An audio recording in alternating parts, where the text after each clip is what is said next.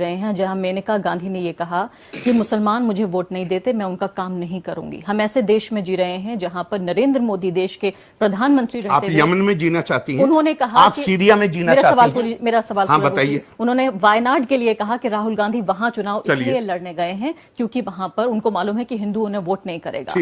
ہم ایک ایسے دور میں جی رہے ہیں جہاں 303 ممبر آف پارلیمنٹ میں ایک بھی مسلمان بی جے پی کی طرف سے نہیں ہے۔ تو آپ یہ بتائیے کہ ایسے وقت میں جہاں کی پوری پالیٹکس اینٹی مسلم ایک پلر پر بیسڈ ہو، وہاں آپ ایک طرح کی ایک ریجڈ لیگل سیکولرزم میں ایسا لگتا ہے کہ پھنس گئے۔ چلیے ٹھیک ہے، آپ پاکستان میں رہنا چاہتی ہیں جہاں پہ ہر جمعے کو مسجدوں میں بم پھینکے جاتے ہیں؟ میں ہندوستان کو بہتر بنانا چاہتی ہوں۔ آپ نے جملہ یہ نہیں کہا، میں ہندوستان کو بہتر بنانا چاہتی ہوں۔ جی نہیں، آپ نے جملہ کہا ہم ایسے ملک میں رہ رہے ہیں۔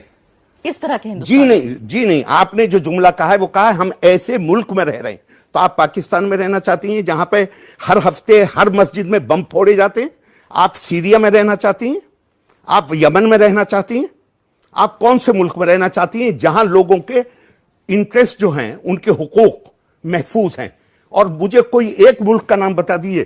آپ جس ملک میں رہ رہی ہیں وہ ملک وہ ہے جہاں دیوبند والوں کو اس کی اجازت ہے۔ یہ کتاب دیوبند میں نصاب کا حصہ ہے، سلیبس کا حصہ ہے یہ کتاب۔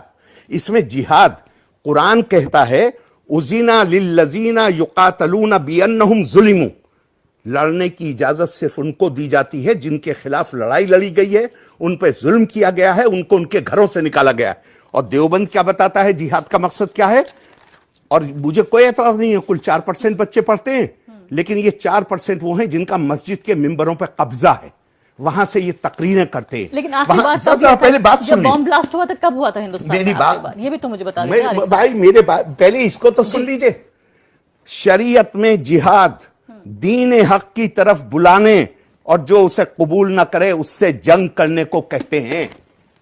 یہ دیوبند میں، اور اس کتاب کو بچہ جب آتا ہے تو وہ یوں کر کے آنکھوں پہ لگاتا ہے، چونکہ اس کو کہتے ہیں یہ اللہ کا قانون ہے، یہ نہیں کہتے کہ یہ دیوبند والوں کی رائے ہے۔